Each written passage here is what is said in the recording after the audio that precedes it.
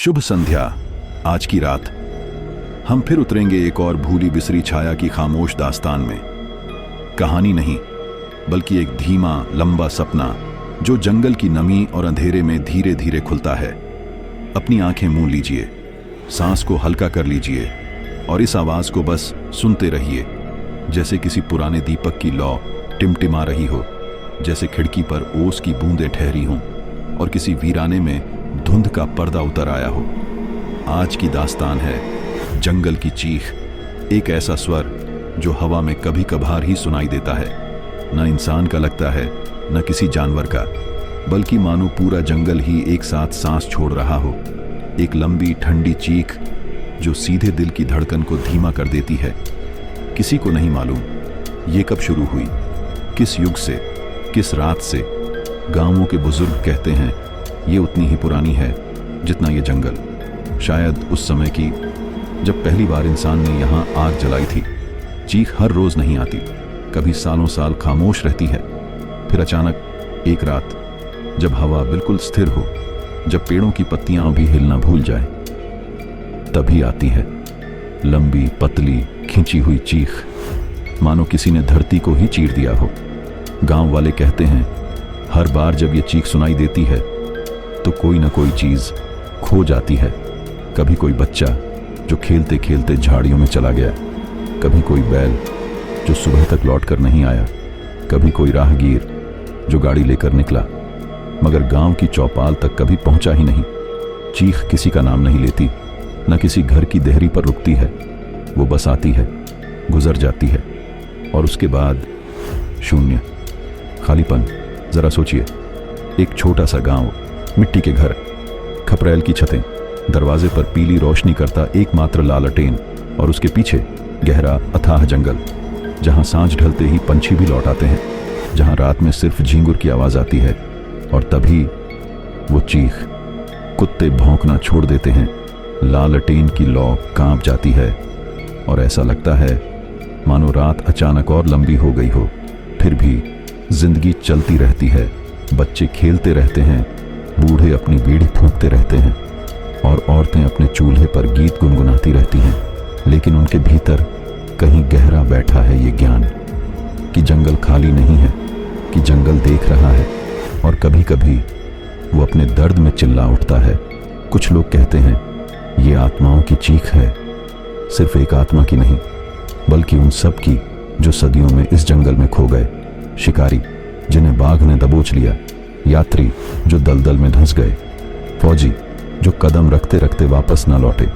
सभी की चीखें मिलकर एक हो जाती हैं और रात के सन्नाटे में गूंज उठती हैं। दूसरे कहते हैं ये खुद जंगल की आवाज है, जैसे पूरा जंगल एक जीव हो, पेड़ उसकी हड्डियां, नदियां उसकी नसें, पहाड़ उसका सीना। और जब कभी वो गहरी सांस छोड़ता है तो हमें सुनाई देती है जंगल की चीख। और कुछ पुरानी फुसफुसाहटें तो ये भी कहती हैं कि ये पेड़ों का दर्द है, जब उनकी जड़ें बहुत गहराई तक पी लेती हैं, जब उनकी डालियां अपने ही वजन से कराह उठती हैं तो लकड़ी फटती है और उस फटने में एक आवाज जन्म लेती है, न इंसान की न प्रेत की, बस हवा, लकड़ी और अंधकार की मिलीजुली एक पुकार। एक बुजुर्ग औरत की कथा सुनिए। उसकी आंखें सूखी पत्तियों जैसी थीं। वो कहती थीं एक बार अमावस की रात को वो अकेली कुएं पर पानी भरने गई थी। आसमान पर सिर्फ चांद की हल्की रोशनी थी। ढेर सारे मेंढक शोर कर रहे थे। वो रस्सी खींच रही थी कि अचानक सारा शोर थम गया। मेंढक चुप, झींगुर चुप, हवा तक रुक गई और उसी सन्नाटे में चीख आई, इतनी लंबी, इतनी कड़ी कि सिर्फ कान नहीं, उसका सीना, उसकी हड्डियां तक कांप उठी। वो कहती थी ये डरावनी नहीं थी, ये दर्दनाक थी, इतनी उदास कि उसकी आंखें भर आईं। और जब चीख खत्म हुई, रस्सी टूट गई, बाल्टी कुएं में डूब गई और वो बिना पीछे देखे भाग आई। अगर आप देर तक शांति में बैठें, अगर आप अपने ख्यालों को बिल्कुल धीमा कर दें, तो शायद अभी भी उसे सुन सकते हैं। जंगल में आवाजें कभी सीधी नहीं आती, हमेशा बिखरी हुई, जैसे धुआं। कभी लगता है पास है, कभी लगता है बहुत दूर, पता ही नहीं चलता। चीख भी ऐसी ही है, न कोई दिशा, न कोई ओर। वो ऊपर से भी आती है, पीछे से भी, भीतर से भी। वो कानों से नहीं आती, दिल से उठती है, और जब भी सुनाई देती है उसके बाद कुछ न कुछ गायब मिलता है। न हिंसा, न खून, सिर्फ गायब। मानो जंगल ने दरवाजा खोला, किसी को भीतर खींच लिया और फिर से बंद हो गया। कोई निशान नहीं। आज रात हमने शुरुआत की जंगल की चीख से, लेकिन रात लंबी है, जंगल बहुत गहरा है। इसमें सिर्फ चीख ही नहीं बल्कि खंडहर भी छुपे हैं, सूनी हवेलियां हैं, कब्रिस्तान हैं, जहां घास इतनी ऊंची हो गई है कि कब्रों के नाम पढ़े भी नहीं जाते। धीरे धीरे हम उन सब की ओर भी बढ़ेंगे, पर अभी इस चीख को महसूस कीजिए जैसे ये आपके सपनों में उतर रही हो। धीरे, लंबी, गहरी। शुभ रात्रि। हम वहीं से आगे बढ़ते हैं जहां जंगल की चीख धीमे धीमे रात में घुल गई थी। चीख थम गई, मगर जंगल खामोश नहीं हुआ, क्योंकि हर चीख किसी न किसी पुराने निशान की ओर ले जाती है। उस रात गांव के लोग कहते थे, चीख के बाद अगर कोई हिम्मत जुटाकर पेड़ों के भीतर चला जाए तो उसे कभी ना कभी कोई वीरान हवेली मिल ही जाती है। घने पीपल और बरगद के पीछे छुपी हुई, झाड़ियों में डूबी, इतनी खामोश कि लगता है मानो वक्त उसमें चलना भूल गया हो। हवेली कभी भरी पूरी थी, कभी उसमें चिराग जलते थे, संगीत की धुन गूंजती थी और छतों पर दियों की कतारें लगती थीं। पर अब वो सिर्फ टूटी खिड़कियां, झुकी हुई छतें और गिरे हुए पत्थरों का ढेर है। जंगल के लोग कहते हैं, जब चीख सुनाई देती है तो वो हवेली जाग उठती है, न रोशनी से, न आवाज से, बल्कि अपने सायों से। दीवारों पर धुंधले धब्बे, दरवाजे पर टिके हुए छाया चित्र और आंगन में ठहरा हुआ अंधेरा। मानो हवेली के भीतर जो परिवार कभी बसा था वो अपनी परछाई के रूप में अब भी वहीं ठहरा है। गांव की एक और दास्तान है। एक बार दो भाई उस हवेली तक पहुंचे। दिन का उजाला था, सूरज की किरणें पेड़ों की शाखों से छनकर भीतर गिर रही थीं। उन्होंने सोचा कि ये बस एक पुराना खंडहर है, कुछ नहीं। मगर जैसे ही उन्होंने आंगन में कदम रखा, ठंडी हवा चली, इतनी ठंडी कि सूरज भी बेकार लगने लगा। आंगन के बीचों बीच एक सूखा कुआं था। उसके पास पहुंचते ही उनके कानों में एक बहुत धीमा स्वर आया, जैसे किसी ने भीतर से फुसफुसाया हो। न साफ शब्द, बस एक धुंधली आवाज। वो ठहरे रहे, सुनते रहे, और तभी कुएं के पानी की सतह पर गोल लहरें उठीं।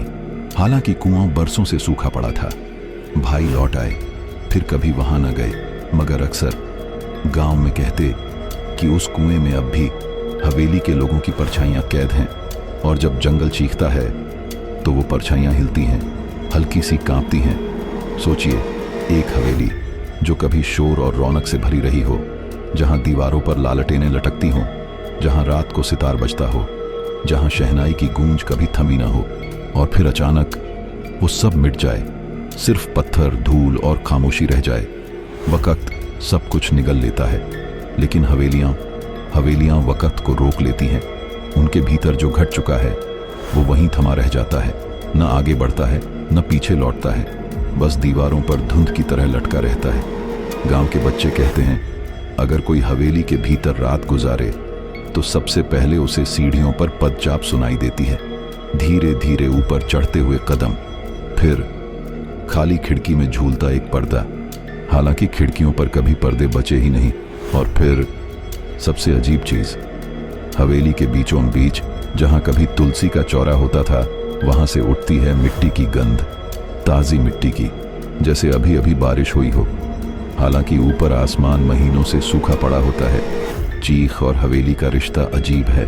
कोई कहता है हवेली के आखिरी मालिक की मौत अचानक हुई थी, किसी ने उसका अंतिम संस्कार ठीक से नहीं किया। उसकी आत्मा अब भी हवेली की चौखट पर ठहरी हुई है, और हर बार जब जंगल चीखता है तो वो आत्मा भी जाग जाती है। उसकी चुप्पी, उसकी तन्हाई हवेली की दीवारों में गूंज उठती है। कुछ कहते हैं, नहीं, ये इंसान की आत्मा नहीं, ये हवेली की अपनी आत्मा है, क्योंकि घर भी सिर्फ पत्थर और लकड़ी नहीं होते, वो भी सांस लेते हैं, वो भी अपनी यादें सहेजते हैं, और जब उन्हें छोड़ दिया जाता है तो वो भी चीखना सीख लेते हैं। कभी अगर आप ऐसी हवेली में जाएं तो ध्यान दीजिए, दीवारों की दरारों में आपको बेलें उगी हुई मिलेंगी, लेकिन उन बेलों में कोई फूल नहीं होगा, सिर्फ पत्तियां। घनी नम काली पत्तियां जिन्हें छूने पर लगता है जैसे आप किसी ठंडी त्वचा को छू रहे हैं। कमरों में घुसेंगे तो पाएंगे हवा में बासी धूप की गंध है, जैसे किसी ने बरसों पहले धूप बत्ती जलाई थी और उसकी राख अब भी कोनों में अटकी हुई है। आपको लगेगा यहां कोई अभी अभी गुजरा हो, हालांकि जमीन पर धूल की इतनी मोटी परत है कि उसमें आपके पैरों के निशान गहरे धंस जाएंगे। रात लंबी है और हवेलियां सिर्फ शुरुआत है। आगे जंगल और गहरे राज संभाले बैठा है। कभी भूले बिसरे कब्रिस्तान जहां पत्थरों पर लिखे नाम अब मिट चुके हैं, कभी गांव जो नक्शों से ही गायब हो गए, कभी अजीब दफनाने की रस्में जिनके बारे में सुनकर भी मन धीमा पड़ जाता है। मगर इन सब की जड़ हमेशा एक ही रहती है, जंगल की चीख, वही चीख जो सबको जोड़ती है, जो हर दास्तान का दरवाजा खोल देती है।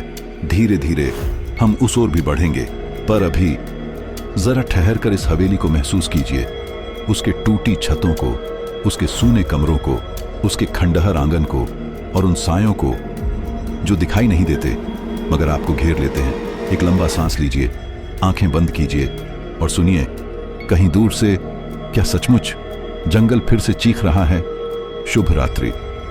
हम फिर लौटे हैं उसी जंगल के भीतर, जहां चीख हवा में लटकती रहती है, जहां हवेलियां वीरान पड़ी हैं और अब हमारे कदम पहुंच रहे हैं उन पुराने कब्रिस्तानों की ओर। कब्रिस्तान जहां मिट्टी ने सबको अपने भीतर समा लिया, जहां समय की परतें, नाम और निशान दोनों को ढक चुकी हैं, जहां पत्थरों पर उकेरे गए शब्द धीरे धीरे मिटकर सिर्फ धुंधले निशान बन गए हैं।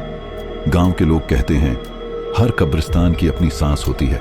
दिन में वो सोती है और रात में धीरे धीरे उठकर चलती है, न किसी डर के साथ, न किसी आवाज के साथ, बस हल्की सी मौजूदगी, जैसे धुंध, जैसे पुरानी खुशबू। सोचिए, एक कब्रिस्तान जो गांव से बाहर जंगल की ओट में छुपा हो, काय से ढके हुए पत्थर, झाड़ियों में घिरे नाम रहित टीले और एक टूटा सा फाटक जिसकी लोहे की जंग खाई सलाखें हवा चलने पर हल्के से बजती है, ठन ठन, मानो कोई धीमा घंटा बज रहा हो। बुजुर्ग कहते हैं जब जंगल चीखता है तो इन कब्रिस्तानों में मिट्टी हल्की सी हिलती है, न कोई हाथ बाहर आता है, न कोई चेहरा, बस मिट्टी थोड़ी ढीली पड़ जाती है, जैसे किसी ने करवट बदली हो। एक पुरानी कहानी है। बहुत साल पहले एक आदमी रात को कब्रिस्तान के पास से गुजरा। वो मजदूर था, दिन भर जंगल से लकड़ी काटी थी, थका हुआ था, शरीर बोझिल था। रात गहरी हो चुकी थी। वो फाटक के पास पहुंचा और वहां रुका, क्योंकि हवा में एक अजीब सी गंध थी, मिट्टी की गंध, पर ताजी मिट्टी की, जैसे किसी ने अभी अभी नई कब्र खोदी हो। उसने भीतर झांका, चांदनी पत्थरों पर टिकी हुई थी और तभी उसे लगा जैसे पत्थरों की छाया हिल रही हो।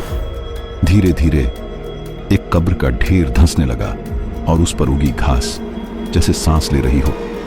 आदमी वहीं जड़ हो गया, फिर धीरे धीरे पीछे हटा, गांव लौटा और कभी उस रास्ते से नहीं गुजरा, क्योंकि उसने कहा उस कब्रिस्तान में लोग सोते नहीं, करवट लेते हैं। गांव की औरतें कहती हैं कभी कभी रात को हवा के साथ फुसफुसाहटें आती हैं।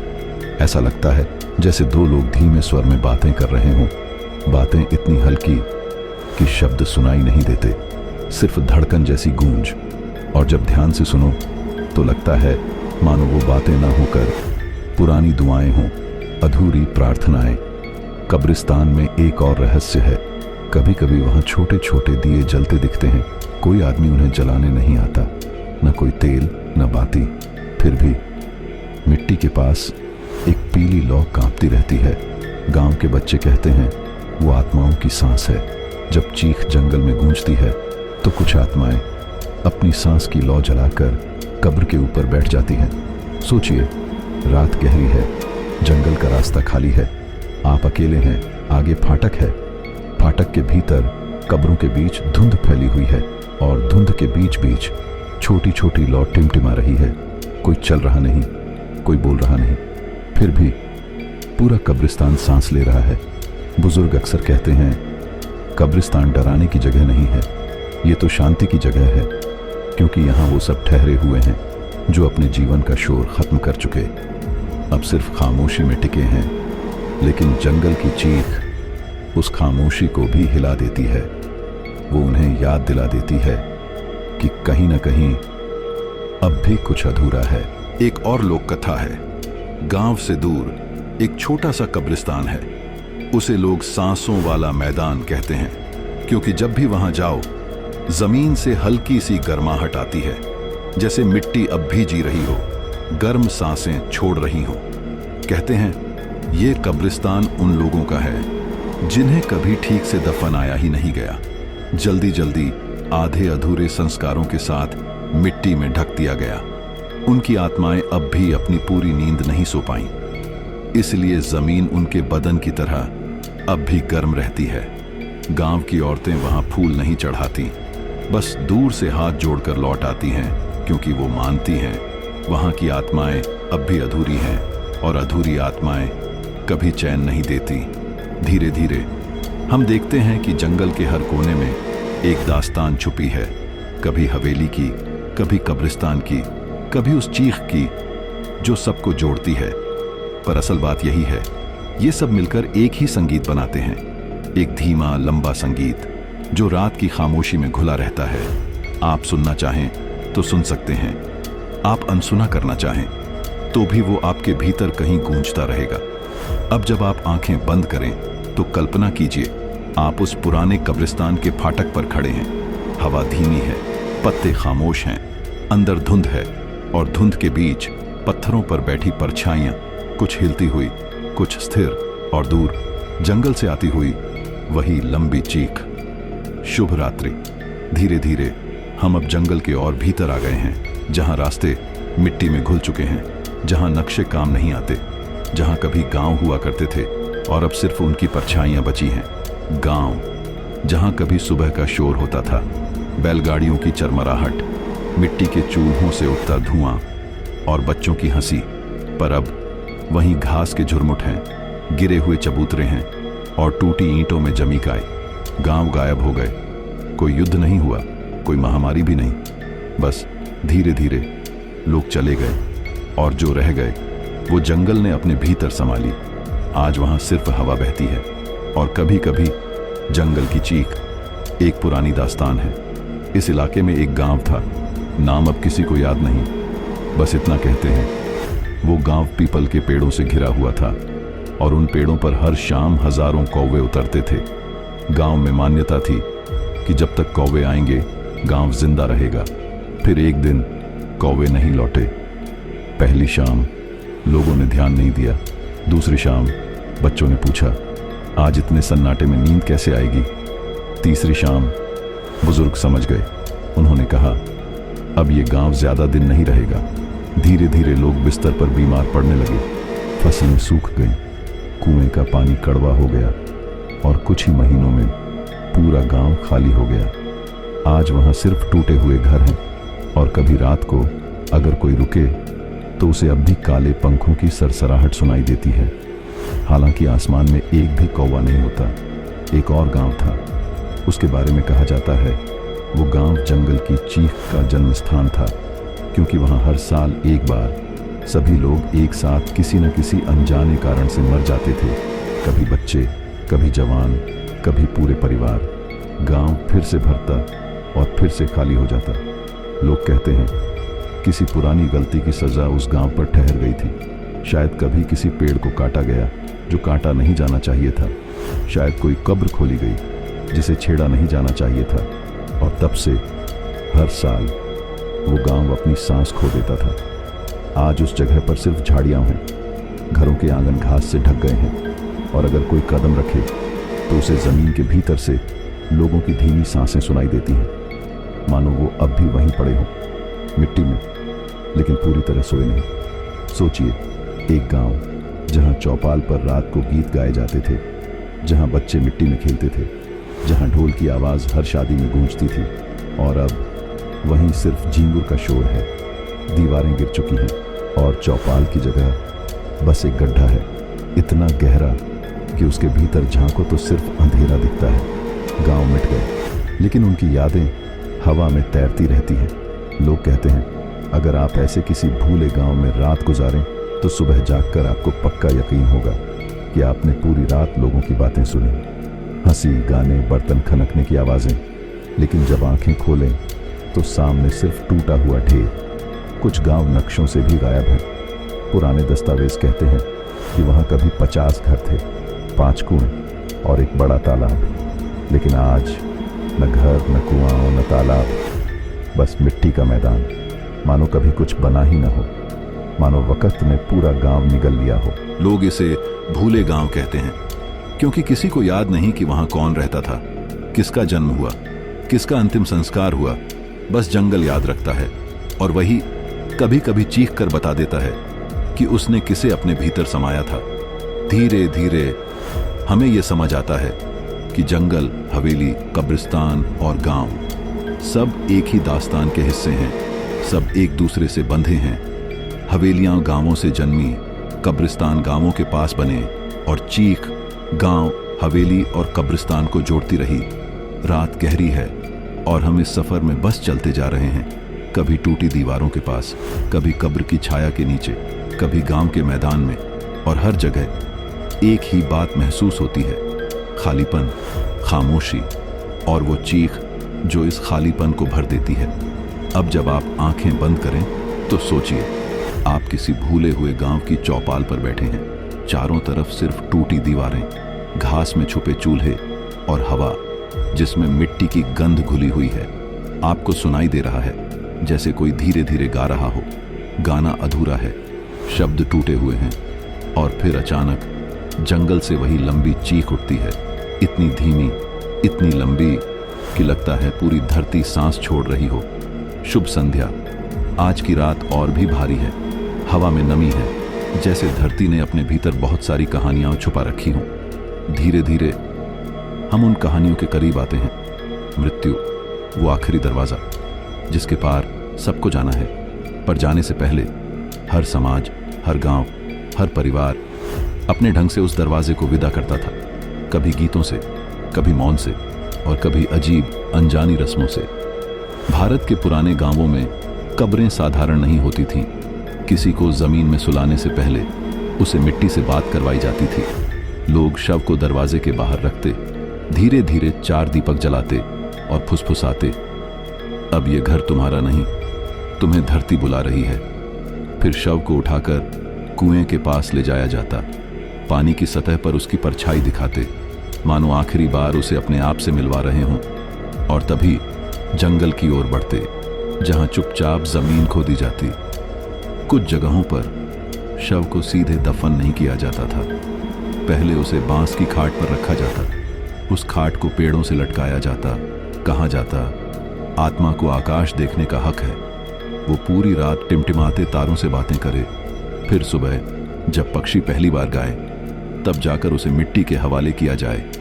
एक अजीब रस्म यह भी थी कि शव के कान में फुसफुसाकर नाम लिया जाता, कभी उसका अपना नाम, कभी उसके पुरखों का, और कभी किसी अजनबी का भी, क्योंकि मान्यता थी कि आत्मा रास्ता भटक सकती है। अगर वो किसी और नाम को पकड़ ले तो उस नाम वाले को सपनों में खींच सकती है। इसलिए लोग धीरे धीरे बार बार नाम दोहराते, जैसे कोई लोरी गा रहे हों, और फिर शव को मिट्टी में सुला देते। कुछ गांवों में यह माना जाता था कि अगर किसी की मौत अचानक हुई है तो उसकी आत्मा बेचैन रहेगी। ऐसे शव के हाथ पांव बांध दिए जाते, रस्सी से नहीं, धान के तिनकों से, इतनी हल्की बांध कि थोड़ी हवा से ही खुल जाए। लोग कहते, अगर आत्मा जागे तो ये बंधन तोड़कर चली जाए, पर अगर नहीं जागी तो मिट्टी उसे थाम लेगी। दफनाने की जगह भी सामान्य नहीं होती थी। कोई खुले मैदान में नहीं दफनाता था, बल्कि कभी बड़ के पेड़ के नीचे, कभी सूखी नदी के किनारे, कभी गांव की सरहद पर, और कभी किसी भूले रास्ते में, ताकि आने जाने वाला हर राहगीर उस मिट्टी से गुजरे और आत्मा अकेली महसूस न करे। कुछ जगहों पर कब्र के ऊपर भारी पत्थर रखा जाता। लोग कहते कि आत्मा अगर बेचैन हुई तो वो लौटना चाहेगी। पत्थर का बोझ उसके रास्ते को रोक देगा और वो धरती के भीतर ही ठहर जाएगी। लेकिन अगर कभी पत्थर खिसक जाए तो रात को वही आत्मा हवा बनकर घूमती, धीरे धीरे खिड़कियों से टकराती और किसी सोए हुए के कान में फुसफुसाती, मुझे रास्ता दो, दफनाने के समय कुछ परिवार साथ में एक छोटा दीपक भी गाड़ते। दीपक मिट्टी में दबा दिया जाता, उसमें तेल भरा होता और बाती बुझी नहीं होती, क्योंकि मान्यता थी कि आत्मा अंधेरे से डरती है, उसे भीतर भी रोशनी चाहिए। धीरे धीरे तेल सूख जाता, बाती जलकर राख हो जाती, पर तब तक आत्मा भी गहरी नींद में चली जाती। कभी कभी मिट्टी में चीजें भी साथ रखी जाती, एक लोहे की कील, एक पुराना बर्तन, या फिर बस मुट्ठी भर चावल। लोग कहते ये सब आत्मा के सफर का सामान है, क्योंकि रास्ता लंबा है और कौन जाने कहाँ भूख लग जाए, कहाँ किसी दरवाजे को खोलने के लिए कील चाहिए हो। इसलिए सब साथ रख दो ताकि आत्मा परेशान न हो। धीरे धीरे ये रस्में खो गईं, लोग आधुनिक हो गए, पर कहीं ना कहीं उनकी गूंज अब भी है। कभी किसी कब्रिस्तान के पास जाओ तो हवा में मिट्टी की गंध के साथ हल्की सी सरसराहट सुनाई देती है, मानो पुरानी रस्में अब भी फुसफुसा रही हों, मानो आत्माएं अब भी इंतजार कर रही हों। सोचिए, आप रात में किसी पुराने कब्रिस्तान से गुजर रहे हों, पेड़ों की छाया जमीन पर झूल रही हो और अचानक आपको महसूस हो कि जमीन के नीचे कोई दीपक जल रहा है, कोई हल्की सी रोशनी, कोई धीमा सा फुसफुसाना, और हवा में वही चीख, धीमी लंबी, जैसे धरती का दिल धड़क रहा हो। इन रस्मों का मतलब यही था कि इंसान चाहता था अपने प्रियजनों को कभी अकेला न छोड़ना, उन्हें मिट्टी में भी साथ रखना, गीतों, रोशनी और यादों के साथ। पर जंगल सब समा लेता है, और फिर रात में उसकी चीख हमें याद दिलाती है कि ये सब रस्में बस नींद के गीत थीं, और अब भी आत्माएं उसी गीत की धुन पर सो रही हैं। शुभ संध्या। आज की रात हम पहुंचेंगे उन हवेलियों तक जिन्होंने कभी जीवन देखा था, जहां दरवाजे खुले रहते थे, जहां आंगन में दिए जलते थे, जहां महफिलें सजती थीं, पर अब वहां बस धूल बैठी है, झिंगुर गाते हैं और हवा हर कोने से टकरा कर कराहती है। पुराने जमाने में एक हवेली का मतलब होता था शान, ऊंची दीवारें, भारी दरवाजे, पत्थर की सीढ़ियां और भीतर का संसार जिसमें हंसी थी, आंसू थे, रिश्ते थे। पर धीरे धीरे समय उन हवेलियों को निगल गया, परिवार बिखर गए, दीवारें अकेली हो गईं और हवेली सिर्फ एक खोल बनकर रह गई। उत्तर भारत के एक गांव में एक हवेली थी। कहा जाता है उसके आंगन में कभी 100 से ज्यादा दिए जलते थे, शादी ब्याह में ढोल बजते थे, बच्चों की किलकारियां दीवारों से टकराती थीं।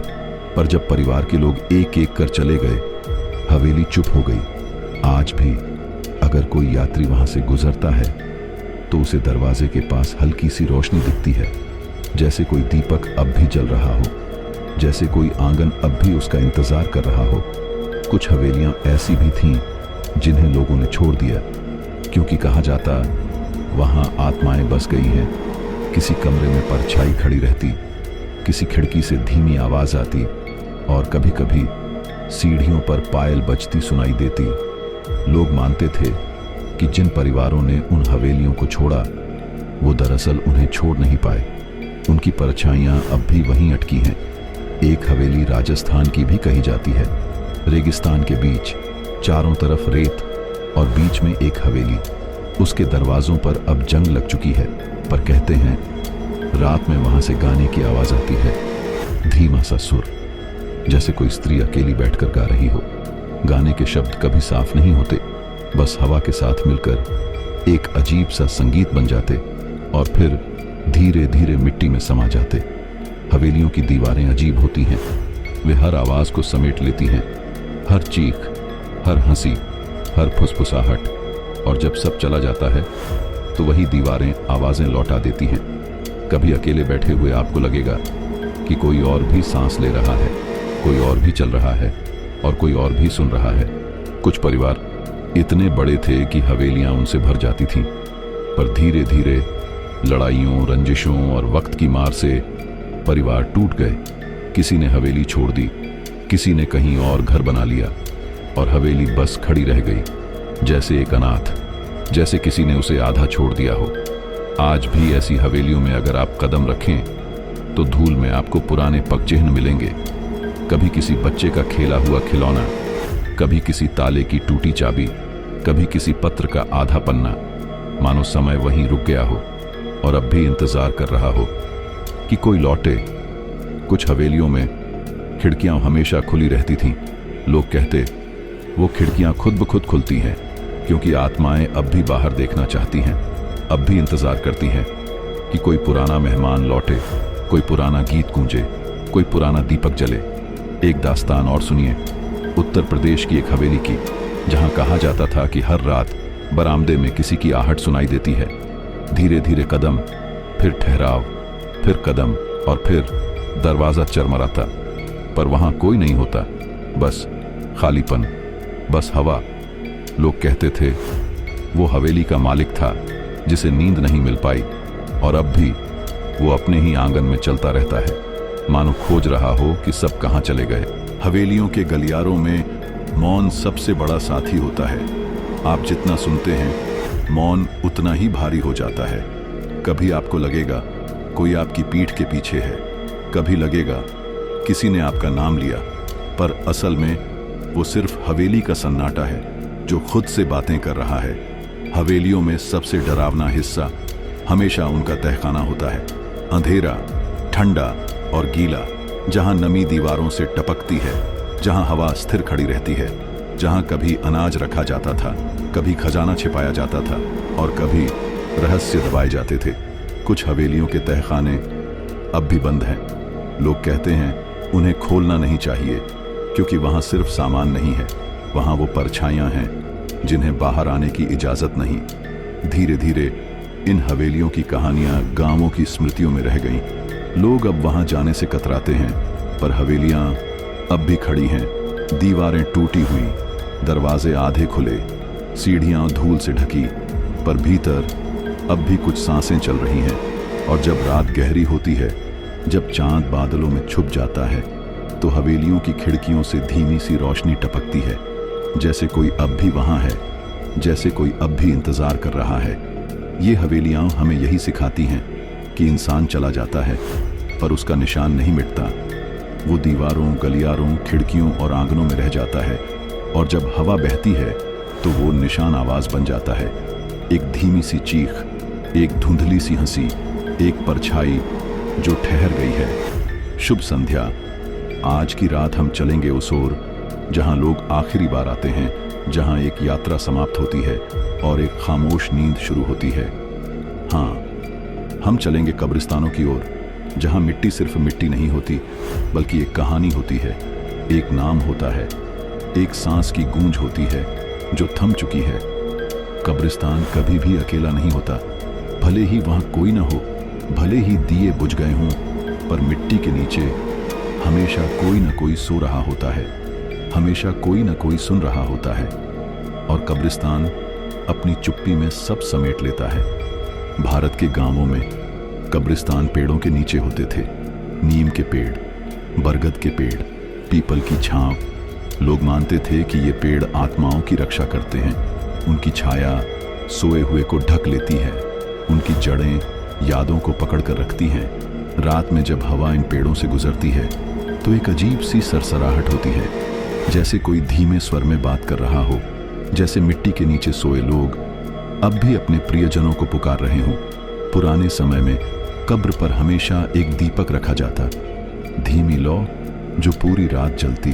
कहा जाता था कि जब तक दीपक जलता है आत्मा को रास्ता मिलता है, वो भटकती नहीं। पर जब दीपक बुझ जाता तो हवा थोड़ी भारी हो जाती, क्योंकि आत्मा अब बिना रोशनी के ठहर जाती। कुछ कब्रिस्तान ऐसे हैं जहां लोग अब नहीं जाते।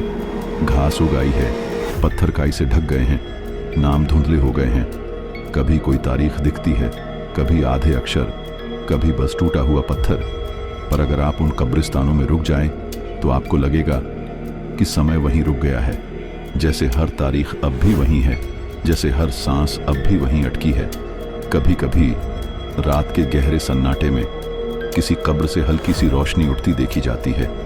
लोग कहते हैं वो आत्मा की आभा है, कोई पुराना यात्री, कोई पुराना किसान, कोई पुराना बच्चा जो अब भी अपनी नींद में चमकता है।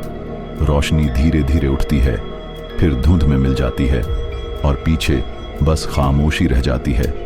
उत्तर भारत के कुछ गांवों में एक प्रथा थी, लोग कब्र पर मिट्टी के घड़े रखते, उन घड़ों में पानी, क्योंकि मान्यता थी कि आत्मा को प्यास लगती है और अगर घड़ा न रखा जाए तो आत्मा बेचैन हो जाती है। रात में आहटें देने लगती हैं, कभी फुसफुसाती है, कभी दरवाजा खटखटाती है, मानो कह रही हो मुझे अभी भी पानी चाहिए। कुछ जगह समाधियों के ऊपर नीम की डाल पर झूले बांधे जाते थे बच्चों की कब्र के पास, ताकि आत्मा को खेलते रहने का सहारा मिले। रात में हवा जब झूले को हिलाती थी तो रस्सी की चरमराहट सुनाई देती, जैसे कोई बच्चा अब भी झूल रहा हो, जैसे कोई हंसी धीमे धीमे अंधेरे में घुल रही हो। कब्रिस्तानों का सन्नाटा अलग होता है, वहां शोर नहीं होता, पर खालीपन इतना गहरा होता है कि वो आपको सुनाई देता है।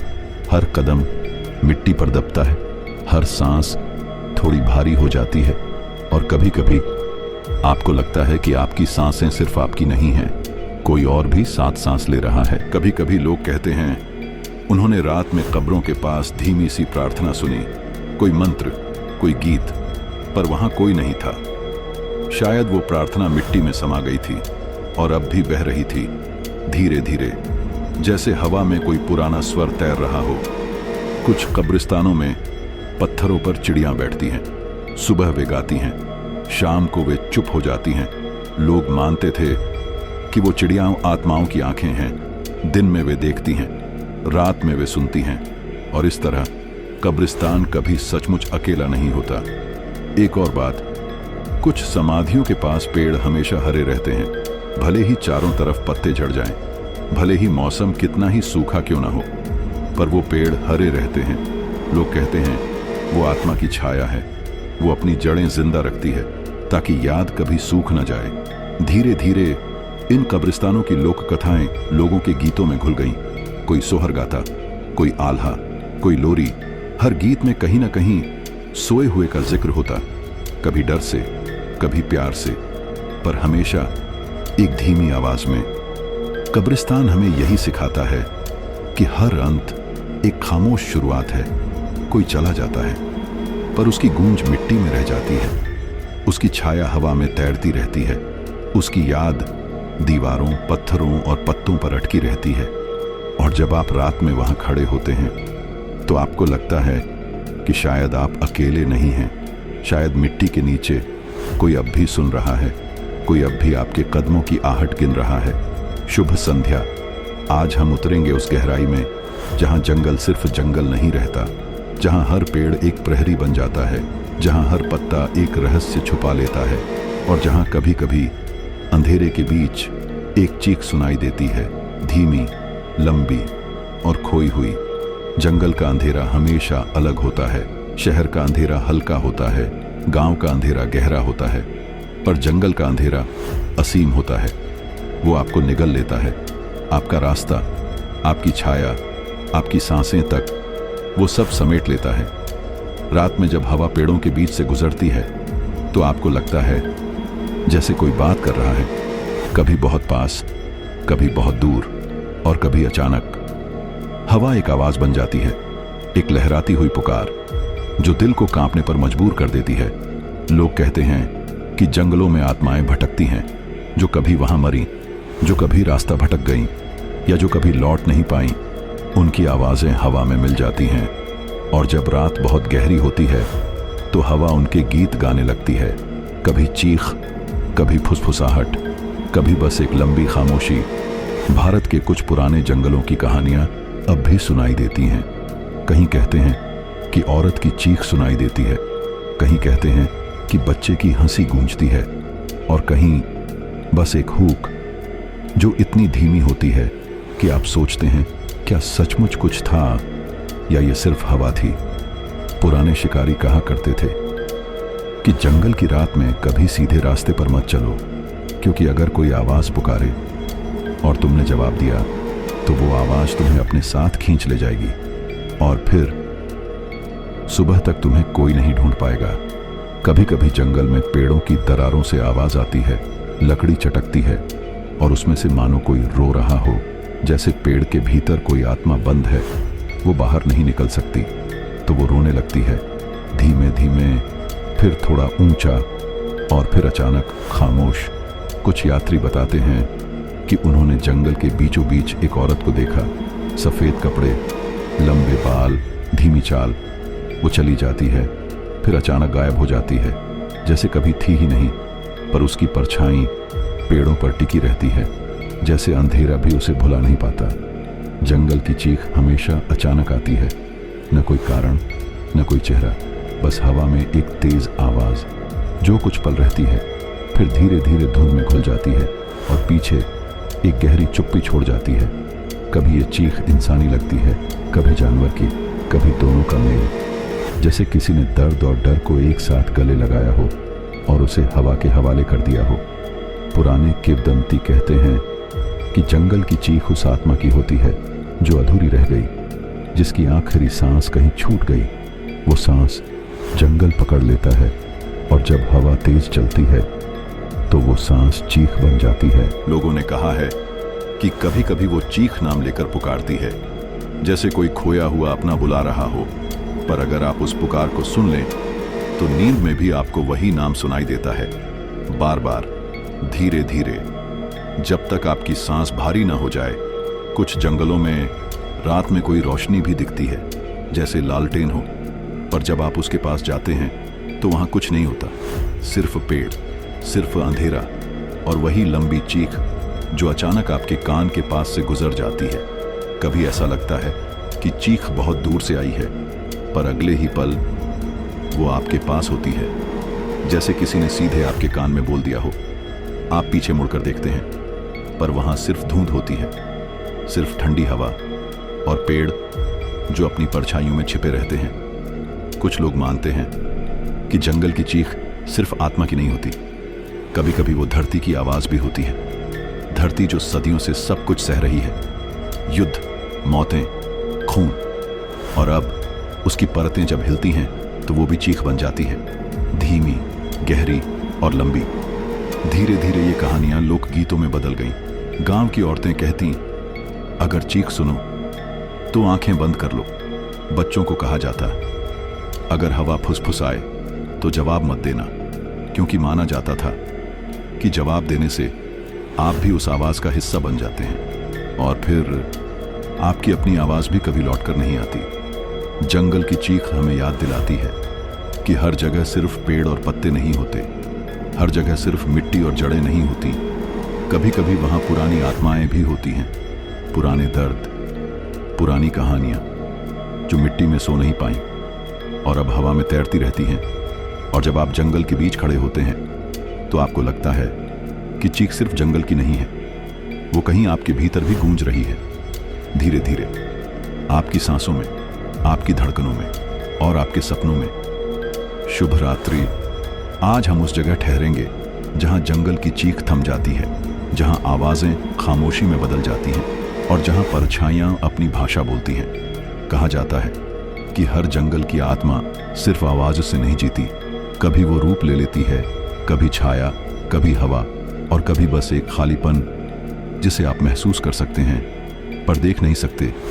रात के तीसरे पहर में जंगल का रंग बदलने लगता है, पेड़ काले हो जाते हैं, धरती नम हो जाती है और हवा बहुत भारी। ऐसा लगता है मानो हर तरफ कोई दबा हुआ दुख है, कोई ऐसा बोझ जिसे शब्दों में नहीं कहा जा सकता। लोगों ने कहा है कि इस वक्त जंगल में परछाइयां जागती हैं, वो धीरे धीरे चलती हैं, पेड़ों से निकलकर रास्तों पर उतर आती है और कभी कभी किसी थके हुए मुसाफिर के पास जाकर ठहर जाती है। वो परछाइयां किसी इंसान जैसी लगती है, कभी लंबी, कभी झुकी हुई, कभी सिर झुकाए, कभी हाथ फैलाए, पर उनमें चेहरा नहीं होता, सिर्फ अंधेरा, सिर्फ गहराई। अगर कोई उन्हें देख ले तो उसे ऐसा लगता है मानो उसके भीतर भी कोई छाया उभर आई हो। धीरे धीरे उसकी चाल बदल जाती है, उसकी आंखें बोझिल हो जाती हैं और उसकी सांसें भारी। कुछ यात्रियों ने कहा है कि जब वो जंगल की इस खामोशी में बैठे तो उन्हें अपने ही नाम की फुसफुसाहट सुनाई दी, इतनी धीमी कि समझ ही नहीं आता कि वो सचमुच थी या सिर्फ कल्पना। पर नाम हमेशा सही होता था, जैसे परछाई को हर किसी की पहचान मालूम हो। पुराने समय में गांव के लोग मानते थे कि ये परछाइयां भूली बिसरी आत्माएं हैं जो अब किसी घर को याद नहीं करती, किसी रिश्ते को नहीं, किसी चेहरे को नहीं, बस छाया की तरह चलती रहती हैं और जंगल को अपनी खामोशी देती रहती हैं। कभी कभी ये परछाइयाँ दीवारों पर भी दिखती हैं, पेड़ की छाल पर या पानी में। पर जब आप पीछे मुड़कर देखते हैं तो वहाँ कोई नहीं होता, सिर्फ आपकी अपनी थकी हुई आंखें और एक हल्की सी सिहरन। जंगल की खामोशी अलग होती है, वो कानों पर भारी हो जाती है। आपको लगता है जैसे दुनिया सांस लेना भूल गई हो। न पत्तों की सरसराहट, न झींगुर की आवाज, न हवा की सरकन, सिर्फ चुप्पी। और उसी चुप्पी में छायाएं अपना रास्ता बनाती हैं। कहा जाता है कि अगर कोई मुसाफिर उस वक्त जंगल में सो जाए तो उसकी नींद कभी पूरी नहीं होती। वो बार बार जागता है, उसे लगता है कोई उसके पास बैठा है, कोई उसकी सांसें गिन रहा है, और कभी कभी कोई उसके सपनों में उतर आया है। लोगों ने कहा है कि इन छायाओं की कोई आवाज नहीं होती, पर अगर आप बहुत देर तक उनकी ओर देखें तो आपको अपने ही दिल की धड़कन उनकी तरह लगने लगती है, धीमी, भारी और अजनबी। कुछ किंवदंतियां कहती हैं कि जंगल की इन परछाइयों में से कुछ कभी इंसान थीं, जिन्होंने रास्ता खो दिया, जिन्हें कोई ढूंढने नहीं आया, और जिनकी हड्डियां धीरे धीरे मिट्टी में मिल गईं। उनकी आत्मा भूल गई कि वो कौन थी, और अब वो सिर्फ छाया हैं, बिना नाम, बिना चेहरा, बिना आवाज। कभी कभी गांव के बच्चे कहते कि जंगल की परछाइयां उनकी खिड़की तक आ जाती हैं। रात के वक्त खिड़की पर लंबी आकृति ठहरती है, और जब कोई हिम्मत करके बाहर झांके तो वहां कुछ नहीं होता, सिर्फ हवा, सिर्फ खालीपन। पर मिट्टी पर हमेशा एक लंबा निशान रह जाता है। कुछ यात्रियों ने कहा है कि ये छायाएं कभी कभी उनके पीछे चलने लगती हैं, धीरे धीरे, कदम से कदम मिलाकर, और जब वो अचानक रुकते हैं तो छाया भी रुक जाती है, बिल्कुल उनके पास, इतनी पास कि सांस की ठंडक महसूस हो। पुरानी लोक कथाओं में लिखा है कि इन छायाओं से बचने का एक ही तरीका है, कभी उन्हें मत देखो, कभी उनकी ओर मत बढ़ो, और कभी उनकी फुसफुसाहट का जवाब मत दो, क्योंकि अगर तुमने जवाब दे दिया तो तुम्हारी अपनी छाया उनके साथ चली जाएगी, और फिर तुम्हारी परछाई कभी तुम्हारे पैरों के नीचे नहीं दिखेगी। सोचिए, एक इंसान जो धूप में खड़ा हो पर उसकी छाया ना हो। लोग कहते थे कि वो इंसान जंगल की परछाइयों का हिस्सा बन चुका है, उसकी आत्मा अब खामोशी का बोझ ढो रही है। धीरे धीरे ये कहानियां एक ललबाई बन गईं। गांव की बूढ़ी औरतें बच्चों से कहती, सो जाओ वरना जंगल की परछाई तुम्हें ढूंढने आ जाएगी, और बच्चे आंखें बंद कर लेते। पर कई बार सपनों में वही छाया उतर आती, लंबी, काली और बिल्कुल खामोश। जंगल की खामोशी हमें सिखाती है कि डर हमेशा चीख से नहीं आता, कभी कभी डर सिर्फ खामोशी से भी जन्म लेता है। वो खामोशी जो इतनी गहरी हो कि आपके अपने ही विचार उसकी गूंज बन जाए, आपकी अपनी धड़कन एक अजनबी आवाज लगे, और आपकी अपनी सांस किसी और की हो। शुभ संध्या। अब आप आंखें धीरे धीरे बंद कर सकते हैं। सांसें धीमी हैं, शरीर आराम में है, और दिमाग धीरे धीरे उस अंधेरे और नीली धुंधली दुनिया में उतर रहा है, जहां हवेलियां, कब्रिस्तान, भूले हुए गांव और जंगल की परछाइयां अब सिर्फ स्मृति बनकर रह गई हैं। सोचिए, एक हवेली जिसमें कभी बच्चों की हंसी थी, एक गांव जिसमें कभी ढोल बजता था, एक कब्रिस्तान जहां मिट्टी के नीचे आत्माएं सो रही हैं, और एक जंगल जहां हर चीख सिर्फ हवा बनकर बहती है।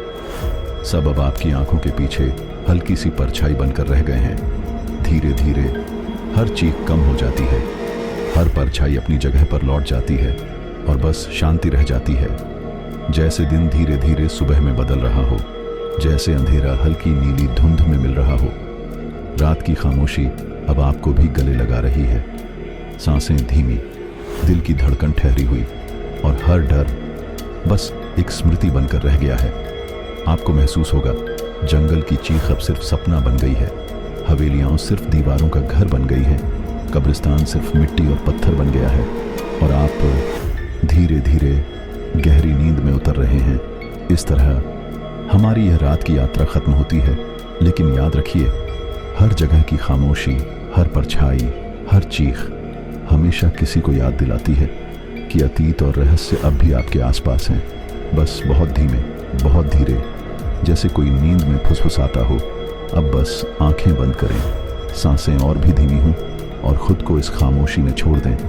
धीरे धीरे आप सो रहे हैं और रात की सभी परछाइयां आपके सपनों में घुल जाती हैं।